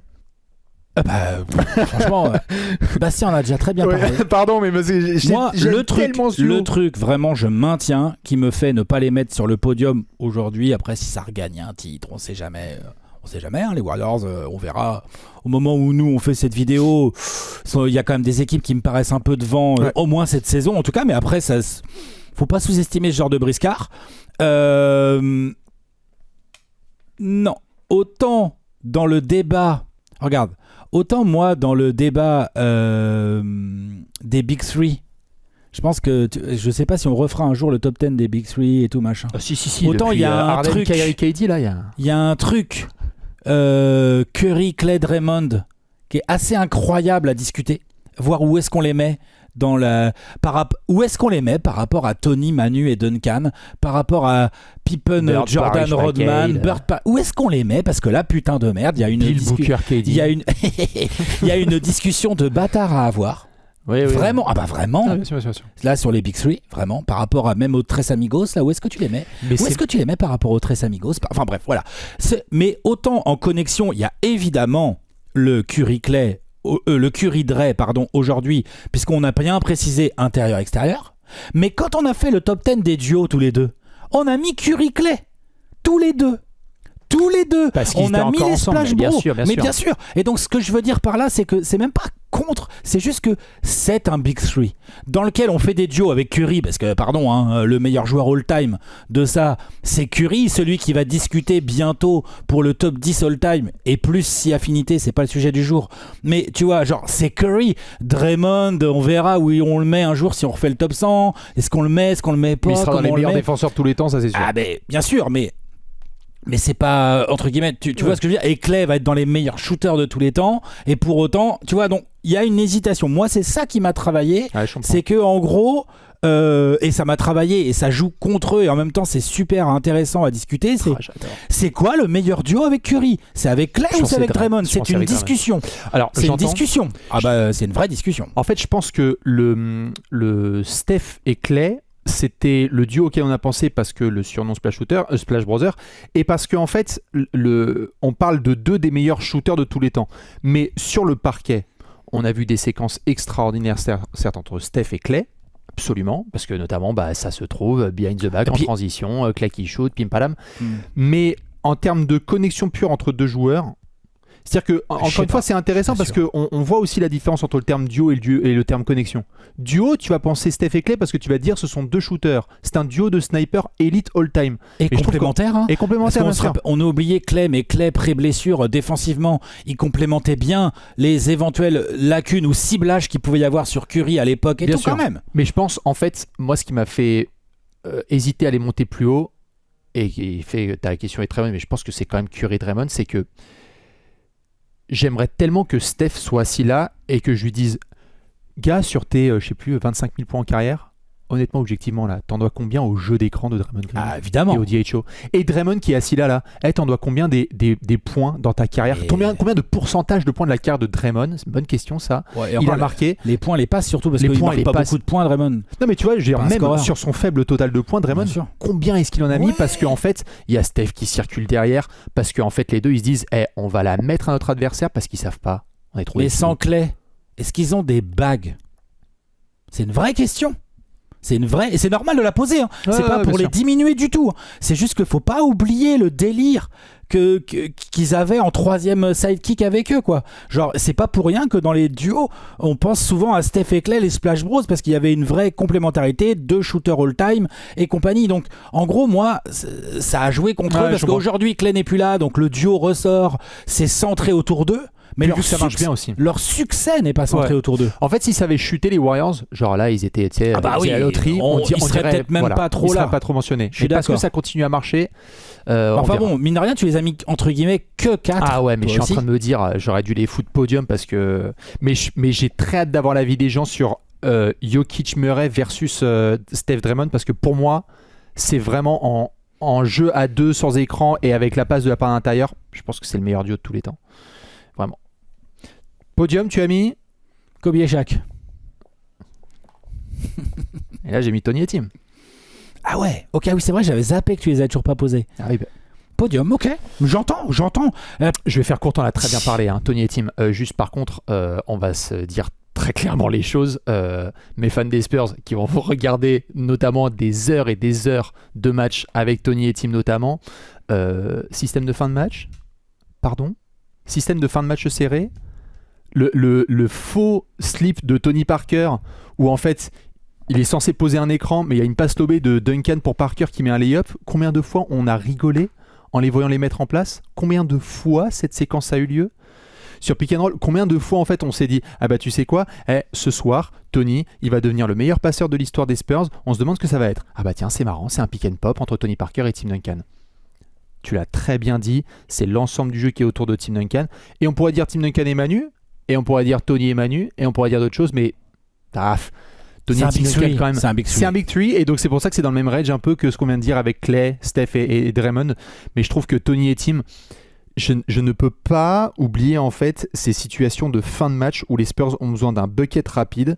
Et oui, parfois c'était Manu, mais tu sais, Manu il avait le côté aussi un peu fantasque de oulala, si ça se trouve il va dribbler sur le pied et il va récupérer la balle et mettre un 3 points avec la faute. Mais Tony et Tim, c'était l'assurance. L'assurance tout risque. L'assurance. Il n'y a pas de Tony qui spin ligne de fond s'il n'y a pas Duncan qui est de son côté, là, côté strong side, pour essayer justement d'enrouler son défenseur. Le nombre de fois où il y a des switches comme ça, où Tony il a abusé de son défenseur intérieur parce que Duncan se retrouve avec un plus petit. Ou même, rien que, bon, j'ai même pas besoin de calculer, c'est quoi, ça fait 37 secondes qu'on joue dans le match. Écartez-vous, balle pour Duncan au poste et va me shooter avec la planche. Les deux ils se savent, il n'y a même pas besoin d'annoncer le système. Les deux. Parfois, il n'y a même pas besoin d'annoncer ça, tu vas en trouver des dizaines. Non, mais non. T'as pas besoin d'annoncer balle le au système. poste à l'intérieur dominant. Bastien. Non, je suis pas d'accord. T'as pas besoin d'annoncer de système. Ouais, quand je vois ce que tu veux quand dire. Quand un meneur et un intérieur ont joué pendant plus de 10 ans, ont remporté autant de titres ensemble et savent comment ça se passe, la connexion, c'est aussi savoir quand est-ce que c'est ton heure et quand est-ce que c'est pas ton heure. C'est Tim Duncan qui dit maintenant la balle est dans les mains de Tony. C'est Tony qui dit toute ma carrière, je la dois à Tim. Non, mais je comprends, mais j'arrive pas à les dissocier de l'ensemble. Du trio, pas. Du big three. Même de Popovic, tu vois, genre la meilleure connexion de Tony dans sa carrière. Est-ce que ça peut pas être avec Pop? Faudrait l'avoir sur le canapé pour lui demander. Oui, tu vois ce que je veux dire? Mais en gros, j'arrive pas à les sortir de tout ça en fait, moi. Je vois. Du coup, je les mets dans mes 10, parce que je suis un garçon poli. Mais oui, sur mon podium, j'ai Kobe et Shaq. Est-ce qu'on aura bientôt un long format où tu nous parleras de tout ça? Ouais, bien sûr. Et clairement, ouais, je les ai sur le podium. Sur le podium, parce qu'effectivement il y a cette image de hey, ils s'entendaient pas et tout, ce qui est clairement, vu le nombre de témoignages qu'il y a concordant dans ce sens-là, et c'est clairement, ça partait sûrement pas en vacances ensemble. Le respect était quand même bien réel, clairement. Et ensuite, la connexion basketballistique, elle était réelle aussi. C'est-à-dire qu'à l'intérieur de l'attaque en triangle de Phil Jackson, c'était aussi beaucoup une attaque en duo. Beaucoup. Et en plus, comme c'est quelque chose qui est assez sous-estimé, c'est la qualité de passe de Shaq à l'intérieur d'un triangle. Les alley-oop Shaq Kobe. Bon, alors non, il y a le alley-oop Kobe pour Shaq contre les Blazers, c'est tout. Bon, ça, ok, très bien. Mais il y a surtout, en fait, quand tu regardes, beaucoup d'actions, ces Lakers-là jouaient, défendaient fort et jouaient relativement vite. Voilà, tout ce qui se passait ligne de fond derrière Shaq avec Kobe. Il y a les transitions, parce que le Shaq, il était plus gros, mais il bougeait encore bien. Il y a la capacité de passe. Enfin bref, il y avait quand même énormément de choses qui ont dans certains grands moments été brouillées parce que effectivement, et c'est pour ça qu'ils sont pas numéro 1, parce que les types ont fait un three-peat quand même, on oublie, Je voulais chercher quand est-ce qu'a eu lieu le dernier sweep-it. Et puis quand vous avez la réponse, vous revenez me voir et puis on parle de cette connexion. Ah non, c'est là, tiens. Alors évidemment, il y a des miracles de la part de Phil Jackson et de son staff. Il y avait des bons role-players autour, mais pour le coup, là, on a vraiment une équipe construite autour d'un duo. À la draft, si vous ne l'avez pas, vous regardez l'épisode 1 là, monté par Léonce, le MVP. À la draft, Shaq il en témoigne, il y a Jerry West qui dit ouais, vous deux vous allez gagner des titres avec Kobe, j'ai drafté un jeune joueur, gna gna gna, tout ça. Ça c'est de la connexion, dès le début. Kobe tout jeune, il est arrivé, il a fallu travailler derrière, dans l'ombre du gros Shaq. En plus ça a mis un peu de temps. Et mine de rien, bon, ça c'est mal fini, mais mine de rien il y a 8 saisons. Donc mine de rien, quand même. il y a un three-peat, mais il y a de la galère avant, puis il y a un peu de galère après, on va pas se mentir. D'ailleurs, je l'avais pas dit pour Tony et Tim, mais il y a combien de saisons ensemble 17 Non, pas 17, bah non, parce que Tony il arrive en 2001 Je sais et Duncan 15, je pense. Parce que Duncan c'est 2016, il raccroche. Ouais. Je pense 15. Je Ah oui. Quel est le duo avec la plus longue Bah, il on va n'est pas venir. encore sorti. On va venir. Il arrive. Voilà. Kobe et Shaq pour Alex et Tony et Tim. Attention Alex, je vais être tout fâché si tu qui tu vas mettre en deux là. On n'est même pas lundi 13h que tu m'énerves déjà. Attention hein. Ah là là là là. Ok, j'ai cru que tu allais nous dire que c'est... Non, doucement. non, on Ça dose. va, doucement. Pardon, je vais te laisser en parler. Je suis mais... objectif quand même. je vais te laisser en parler, mais c'est marrant parce que... les gars. Mais parce que je trouve aussi, et ça se développe là aussi de plus en plus, et j'ai bien l'avis des fans Nuggets, que Jokic et Gordon... Ouais, mais Gordon, il est Mais arrivé un peu inter. après. Ah ouais. Il est arrivé dans un truc qui tournait déjà autour de Jokic et Murray, enfin qui progressait en tout cas. Bien sûr que Gordon a été sûrement une pièce nécessaire au titre qu'ils ont obtenu, et on verra, parce que pour le coup là c'est encore très en cours, puisque nous avons deux joueurs, ils n'ont pas la trentaine, hein. Quel âge il a Jokic? Ouais, il doit les avoir. Si, il a peut-être 30 ans quand même, Jokic. Ça commence à faire. Si, Jokic il a 30 ans, t'as raison. Jokic, C'est moi bouge qui... pas. Jokic, il est né, il a 30 ans. Ouais, voilà, Là. pile. Voilà, il les a. Mais ce que je veux dire, c'est que... Quand je pense à Jokic, je pense pas à Murray direct. C'est marrant. Ah bon? Non, je pense à Jokic et les gars autour, dont notamment Aaron Gordon et Murray. Ah non, pas moi. Ah, pour moi, ces Nuggets-là, et notamment ceux qui ont gagné le titre, sont construits autour du duo Murray-Jokic, à minima offensivement. Après, Gordon, il arrive avec sa défense, il s'intègre hyper bien. Il y avait un potentiel de fou offensif que Orlando a été incapable d'exploiter, qui là est exploité, tout le monde dit, par Jokic, aussi par Murray. Et par Gordon. Et par Gordon évidemment, mais ce que je veux dire par là c'est que en gros au mieux il est troisième option Gordon, et si ça se trouve demain lors de playoff 2026 la troisième option ça sera Christian Brown, et Gordon ça lui ira très bien, c'est ça que je veux dire. Tu vois, et Gordon par contre lui il s'occupera du cas Jalen Williams ou du cas je sais pas qu'est-ce qu'il va y avoir comme cas Kevin Durant si jamais t'as des gros affrontements comme ça à l'ouest, tu vois, et on l'attendra pas sur 16 points par match. S'il les met tant mieux, gros bonus. Ouais. Gros bonus s'il fait des playoffs comme ceux qu'il a fait l'année dernière. Bon, ça va pas au bout pour les Nuggets, mais les playoffs de Gordon l'année dernière, c'est... Incroyable. Bon, il finit blessé et tout, mais Bah justement, il est incroyable en étant blessé. Ouais. enfin voilà quoi, c'est un guerrier. Murray Jokic, à titre perso, moi je trouve que c'est une connexion complètement dingue. Complètement dingue. Au passage, Ouais, je l'aurais juste pas mis deuxième all-time. ouah, Oui, bien sûr. franchement, Au passage, t'allais s'ils dire refont un titre, ils peuvent être un. C'est n'importe quoi comment ils gagnent. Pour le coup, c'est pas un Big Three. C'est un duo. Oui. Et même, c'est un duo qui existe vraiment en duo. Je pense vraiment qu'on sous-estime, évidemment que Jokic est un monstre du basketball et que lui aussi, à l'image d'un Curry dont on a parlé tout à l'heure, faudra voir où est-ce qu'on le met si on update des top 100 all-time et tout machin. Je vois des conversations passer où il y a des avis bien tranchés en mode il n'y a pas de pivot devant Jokic. Doucement quand même, on va prendre le temps d'en discuter on va quand même. poser cette bouteille. Mais si la discussion existe, c'est bien que le niveau de Jokic est quand même complètement fou. Je pense que le niveau de Jokic complètement fou est aussi dû à la qualité. J'ai suffisamment critiqué Jamal Murray, notamment son contrat ou le fait qu'il se blesse un peu quand il faut pas et tout, pour reconnaître aussi que le type est un attaquant hors pair, un passeur sous-estimé et qui crée lui aussi les conditions d'un Jokic qui se développe et tout. Et évidemment que Jokic lui crée les conditions pour qu'un coéquipier se développe. Le jeu de Jokic pour un joueur extérieur, c'est extraordinaire. Je pense que on verra si Jokic joue avec d'autres meneurs ou d'autres gros arrières comme ça dans sa carrière, parce que mine de rien, Murray c'est 2016, 15, 16. Ouais, c'est dans ces deux-là, ça fait 10 Ça ans. va bientôt faire 10 ans. Ouais. Bon, après il y a eu une saison blanche de Murray et tout, mais ils doivent bien en avoir déjà 8 au compteur ensemble. 8, dont un titre, dont l'un des deux qui a été triple MVP à côté de son copain. Des putains de campagnes de playoff, du jeu offensif où très souvent on est là, on se dit putain, l'attaque des Nuggets c'est la meilleure attaque. C'est pas juste Jokic en fait, l'attaque des Nuggets. Non, ça, c'est... Jokic est extraordinaire. En fait, la différentiel entre les deux est tellement énorme que parfois on a tendance à oublier Jamal Murray. Mais quand t'es en fin de match et que Denver doit attaquer, bon bah. Et c'est Jokic lui-même qui dit non, on va tous s'écarter pour que mon poteau Murray il les tue les Lakers. Ça, Ouais, c'est de la bien sûr. connexion. Tu vois, tu Ouais, parlais bien tout à l'heure de Duncan et Tony, ils savent quoi faire. Jokic et un Murray match. savent quoi faire. Et les deux peuvent le faire.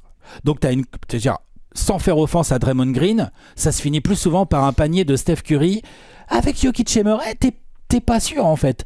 T'as vraiment un truc où les deux peuvent faire la passe, les deux peuvent driver, les deux peuvent dribbler, les deux peuvent shooter, et les deux savent exactement ce qu'ils doivent faire et à quel moment.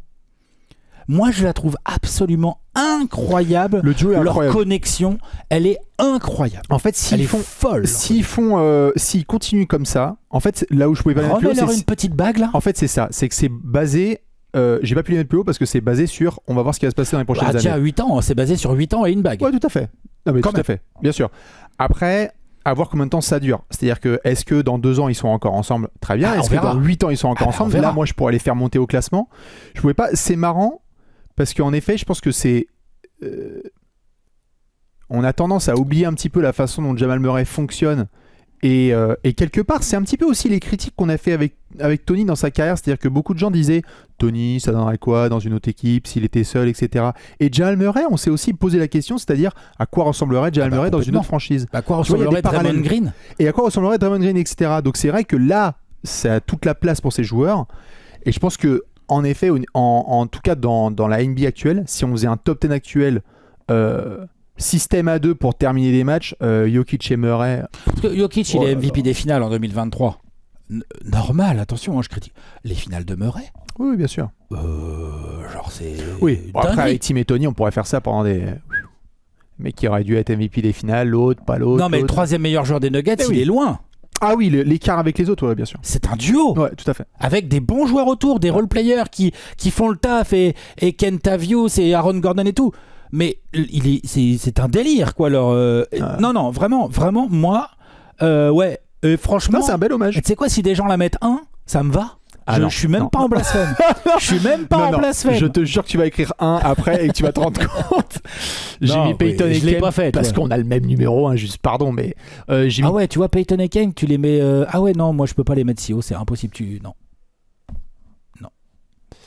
Peyton et Kemp, attends, je regarde par rapport à ce que j'ai fait moi. Ah ouais, tu mets Peyton et Kemp devant Curry et Dre, devant Jokic et Murray. Comme je viens de le dire, c'est alors ça oui, devant Jokic et Murray, pas de Ah problème. ouais. Par contre, devant Steph et Draymond, tu viens de le voir à ma réaction, j'ai failli les mettre plus haut. J'aurais pu les avoir podium. Mais pardon, Devant Kobe pense- et Shaq. D'accord. je t'ai Ok, dit, ok. je les ai mis à une place un peu chaque. Je savais pas si c'était Penny, je sais pas si c'était Kobe. Vous mettez qui vous voulez. Peyton et Kemp, je sais pas. Tu penses Peyton, tu penses Kemp, tu penses Kemp, tu penses Peyton. Et en plus, les gens vont les réduire à chaque fois à ah oui, c'était hyper spectaculaire. Bravo pour les alley-oops. Mais pardon. Non. Arrêtez. Ça, je suis d'accord, il y a beaucoup plus que ça. Arrêtez, il y a beaucoup plus que ça. Et souvent, on en parle comme une petite équipe des années 90 qui aurait pu faire autre chose. Il y a des saisons de fous Des furieux saisons à 60 wins, hein. basées sur eux deux. Mhm. C'est Peyton et Kemp. Kemp et Peyton. Si demain les Sonics reviennent en NBA, les photos qu'il y aura, c'est avec Peyton et Kemp. Et au-delà de l'aspect duo, parce qu'on a dit suffisamment les duos. Duo, c'est un duo all-time. Mais la connexion des deux, si quelqu'un ne connaît rien au basket et regarde Peyton et Kemp jouer ensemble, sincèrement, quelqu'un me dit, est-ce que Gary Payton est le grand frère de Shawn Kemp? Oui. Non, c'est le plus vieux. Ou c'est Kemp qui est plus vieux? Est-ce qu'ils sont juste Est-ce qu'ils ont frères? grandi ensemble? Est-ce qu'ils ont grandi ensemble? Oui. C'est après, encore une fois, on va pas faire des histoires démographiques parce qu'après, en 1, on a peut-être un grand Renoir avec un petit blanc et peut-être qu'en effet, avec Jokic et Murray, on sait pas s'ils ont grandi dans le même milieu. Mais alors, Peyton et Kemp, la connexion est telle que même dans le trash talking, ils sont ensemble. La façon qu'ils ont d'humilier leurs adversaires, la façon de reconnaître que Peyton va pouvoir back down un de ses défenseurs au poste et qu'il va l'enfoncer et qu'au pire, Kemp va cut et détruire quelqu'un. Pour moi, transition et spectacle, c'est les numéros 1. Transition, spectacle, c'est Peyton et Kemp. Aujourd'hui, dans l'ère de TikTok, Insta, Twitter, il y aurait Peyton et Kemp, mais pardon, on dirait, mais les gars, mais ils ont décidé de faire toute leur carrière ensemble. Et oui, en effet, comme tu le dis, c'est mignon parce que même dans la loose, ils y sont. Même en All-Star, ils y sont. All-Star, ils vont l'être quasiment tout le temps ensemble. 4 fois, je crois. Voilà. C'est bien, déjà. Quand ils sont dans la merde, ils vont le faire ensemble face aux Nuggets. Quand ils vont percer et gagner plus de 60 matchs, ils vont le faire ensemble. Quand ils vont être en finale NBA, c'est ensemble. Ouvrez-moi, s'il vous plaît, un onglet et checker tous les highlights possibles de Peyton et Kemp. C'est ridicule. Ça serait aujourd'hui, ça ferait les stats de Wemby sur les réseaux. Honnêtement, hein, des alley-oops, mais t'as jamais vu ça. des transitions, mais de fou malade. Peyton et Kemp, c'est... Un je sais deuxième, pas. j'avoue, tu m'as bien bluffé là. Ah bah, comme Jokic Tu et t'as fait Murray, fort. t'inquiète. Jokic et Murray, j'étais bien... Je m'y attendais pas. Ah bah tu vois. Mais Bon, ça veut dire qu'en mais un, on a maintenant le t'es même. d'accord, maintenant que je t'ai argumenté, t'es d'accord? Oh. Tu sais, hein. Ouais. Numéro 1, je pense qu'on Alors a quand c'est même... pas mes préférés du tout. Hein. Non, mais là, Mais là, par contre c'est 1. là, c'est de la télépathie. Ah c'est Stockton Malone, ouais. C'est Bon, le premier auquel on a pensé. Hein. Ouais. D'accord. Ouais. Après Kid et Kmart, moi c'est le premier auquel j'ai pensé. Ouais. Ah ouais? Ah Kid et Kmart, ouais. Ouais, Stockton Malone, c'est sûr. Bastien, il cherche l'image. Je suis à foutre quelque part. Demi-terrain, pick and roll. Nash et Stud ont fait des trucs assez incroyables, mais Stockton Malone. Ils ont développé ce truc. Stockton Malone, il y a vraiment déjà longévité de connexion, c'est-à-dire que les mecs ont 18 saisons ensemble. Hein. Donc les autres, ils sont rigolos, là, tous nos autres gars. À part évidemment Curry et Draymond qui ont plus de 10 saisons ensemble, mais comme je l'ai dit, ils les ont en Big 3 quand même pour la plupart, enfin 90%. Hein. Là, c'était pas un Big 3. Hein. Il y avait le Jazz de Stockton et Malone. On dit pas les Warriors de Curry et Dre. On pourrait dire les Nuggets de Jokic et Murray. On dit C'est pas. les Nuggets de Jokic. Ouais, c'est Nuggets de Jokic. Je suis d'accord avec toi. C'est pour ça d'ailleurs que je les ai pas mis si plus tu dois haut. te mettre un deuxième nom derrière, tu mets Murray quand même. Bon, si quand même. Oui, tu dis Murray. Si quand même. Si t'es forcé avec un couteau sous la gorge, oui, je vais dire Murray. Non, c'est le deuxième mec que tu penses dans l'équipe Ouais. tout de suite. On dit pas, je sais pas, je les ai même pas. Enfin bref. Bon, on dit les Lakers de Kobe et Shaq. Oui. Ça, on le dit. On dit les Sonics de Peyton et Kemp? On dit les Sonics de Peyton et Kemp, grave, tous les jours. On dit les Suns de Nash et Stud, bien sûr qu'on dit ça. Après, pour moi, c'est pas les mêmes sphères. Vraiment. Il y a un double MVP, il y a un des meilleurs intérieurs de tous les temps. On dit les Clippers de Blake et CP3. On dit Lob City. Non, je te jure, vraiment. Coquin. J'ai jamais entendu celle-là, moi. En tout cas, de quoi? De Blake et Chris Paul? Les Clippers de... Ah, quand même. Je sais pas. Ok. Plus sceptique. Une des actions les plus connues du basketball s'appelle le pick and roll et il n'y a pas un duo qui a été meilleur sur pick and roll et plus connecté que Stockton et Malone. Point. Non. Et puis en transition. Alors c'est moins spectaculaire. C'est moins spectaculaire. Hein. Ça envoie Et pas encore, des... et encore. Oh, quand même. Non Quand mais même. c'est moins Moins alley-oop. spectaculaire que Peyton et Kemp. Quoi. C'est moins alley-oop. Je suis bien d'accord. Non mais quand même. Non mais tu vois. Je suis bien d'accord. Ou même que Kid et Kmart. Tu vois ce que je veux dire, genre. Absolument. Mais important pour ceux qui ne le savent pas, quand Malone débarque en NBA dans les années 80, des ailiers forts qui galopent comme ça sur les ailes, c'est pas... Il y a Barclay plus ou moins au même moment. Il est drafté quasi au même moment. Ouais, c'est pas légion. C'est la draft 85, Malone. Ouais, tout à fait. À partir du moment où Stockton et Malone sont ensemble et cartonnent en contre-attaque, toutes les universités américaines vont mettre en place un drill. C'est pivot récupère la balle, donne au meneur et l'ailier fort sprint sur les côtés. C'est le Malone drill. Et puis là, on parle d'un des meilleurs passeurs de tous les temps, en tout cas le plus prolifique. Après, on peut discuter et tout. On parle d'un gars très clutch, John Stockton. Si Malone avait été un petit peu plus clutch dans ses... Ah non, il est pas clutch. Ah la vache, le salaud, ouais. S'il avait été un peu plus clutch dans les exécutions de fin de match, tu sais que ces deux gars-là, on parlerait d'eux différemment parce qu'ils auraient une bague, si ça se trouve. Oui. Bon, malheureusement pour eux... Mais c'est marrant, ils ont même pas besoin de bague pour mettre tout le monde dans le rétro. Exactement, c'est-à-dire que même sans bague, tu as un des scoreurs les plus prolifiques de tous les temps, le passeur le plus prolifique de tous les temps, l'intercepteur le plus prolifique de tous les temps. Tu as un des meilleurs ailiers forts de l'histoire et un des meilleurs meneurs de l'histoire. Tu as 2 Hall of Famer, Dream Team, enfin bref, t'as la totale dans une connexion. Tu peux pas les dissocier. C'est ça qui est fou, parce que tu pourrais, tu sais quoi, il y a des gens qui vont me dire, attendez les gars, c'est les Warriors de Curry, point barre. C'est quoi, je peux être d'accord. Ou les Spurs de Duncan, ou les Nuggets de Jokic. Je peux être d'accord, par contre c'est pas le Jazz de Malone. Non. C'est pas le Jazz de Stockton. Ouais, non mais vraiment pas. Absolument. Et souvent on oublie, parce qu'on réduit souvent à Stockton pour Malone, mais le nombre de matchs que vous pouvez regarder où la balle est pour Malone au poste, ça vient doubler, et Stockton c'est exactement où se situer pour avoir la petite passe derrière l'épaule, tu sais, de Malone, et Stockton finit seul à l'arceau. Le nombre de connexions entre les deux. Pick and roll, pick and pop, parce que Stockton a une image comme ça de joueur très académique. Il a ce côté très académique, très propre et tout machin. Mais le nombre de fois où Malone pop et l'autre il lui fait une passe dans le dos, le genre de passe que Tony ou Curry se ferait intercepter ou raterait, l'autre elle est toute propre et tout, tu vois ce que je veux dire. Donc c'est clairement la meilleure connexion extérieure-intérieure de tous les temps, et Curry, Dre ont encore un peu de potentiel devant eux, mais ils commencent à être vieux. Et puis en plus, ils sont à l'intérieur d'un Big Three. Eux, ils sont pas à l'intérieur. J'aime bien Jeff Hornacek, hein. J'aime bien Brian Russell, mais pardon, mais non. Non. Alors Murray Jokic, moi c'est un peu pour ça que je les mets en deux, parce que pour moi c'est vraiment, évidemment c'est l'équipe de Jokic, mais il y a vraiment un duo. Il y a vraiment un duo qui a déjà porté les Nuggets une fois au titre. Après, dans la NBA actuelle, parce que les mecs qui ont fini leur carrière, genre on va pas refaire ce top 10 dans 5 ans et finalement mettre Tony et Duncan devant, tu vois, genre bah non. T'es d'accord? Steph et Dre peuvent continuer à monter. Oui.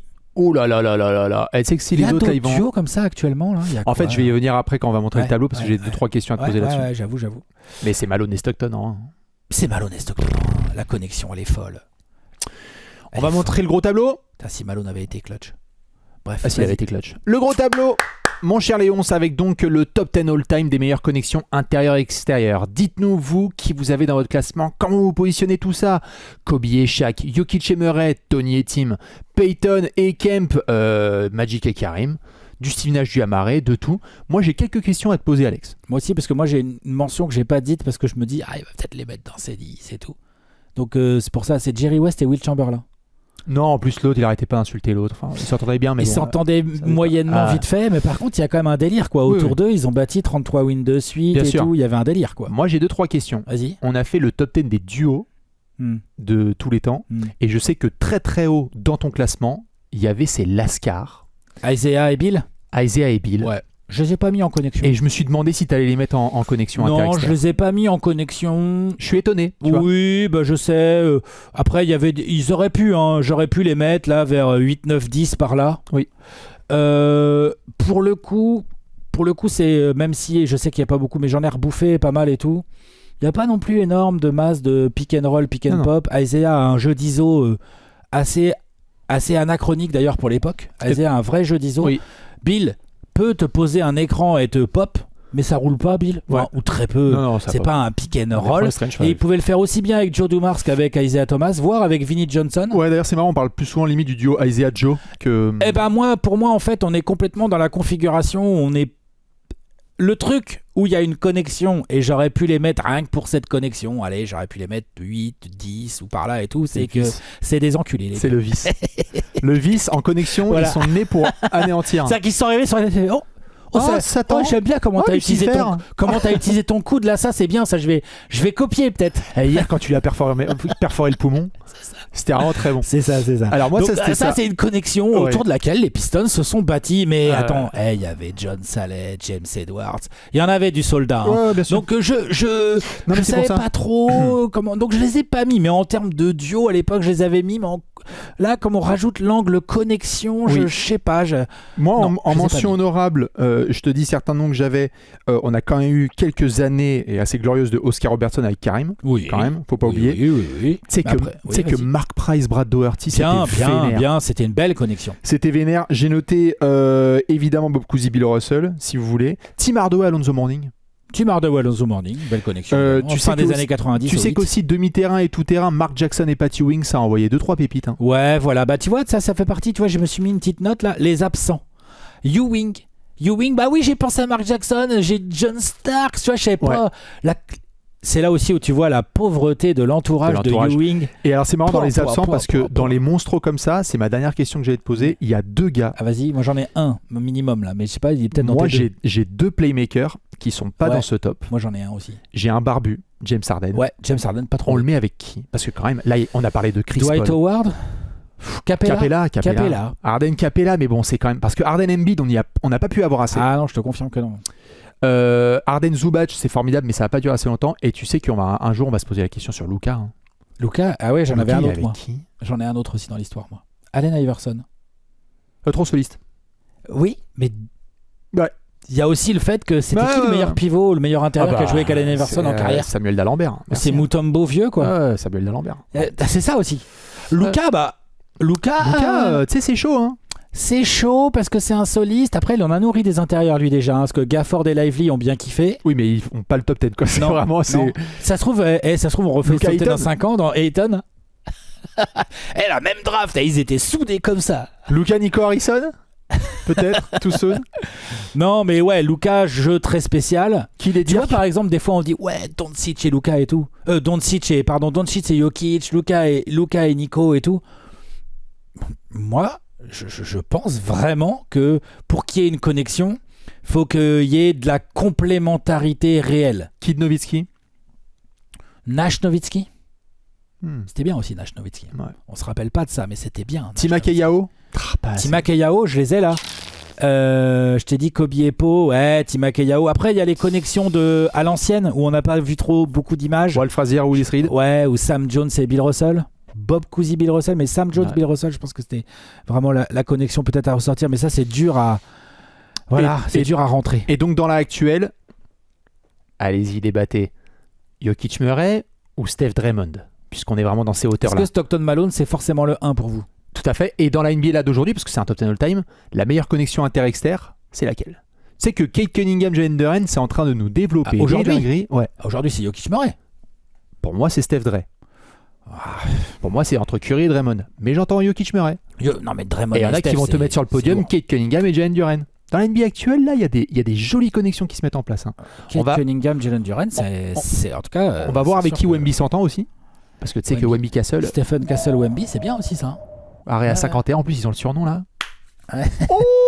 Ja Morant et Jaren Jackson. S'ils jouent. Donovan Mitchell et Van Mobley. Excusez-moi. Non, c'est dans un collectif, Bastien. C'est dans un collectif. Tyrese Siakam. Il y a eu Tyrese Turner hein, pendant quelques. Ouais. Arden Zubac, moi j'aime beaucoup. Brunson Towns. Brunson Towns, Arden Zubac. Il y en a. Elle est très belle, je regarde. mais ouais. Il y en a Dites-nous en tout quelques-unes, cas qui vous avez dans votre top 10 all-time et on vous attend en plus de votre classement sur des suggestions. Vous êtes nombreux à nous balancer à chaque fois des petites idées de top 10. Eh bien nous, on va vous souhaiter une excellente semaine. On va vous retrouver lundi prochain dans un nouveau top 10. Cette fois, ce sera actuel. On vous fait des très gros bisous. Ciao et à tout le très monde. vite sur la À chaîne très vite. Trash Talk. Des bisous. Ciao. Ciao. Ciao.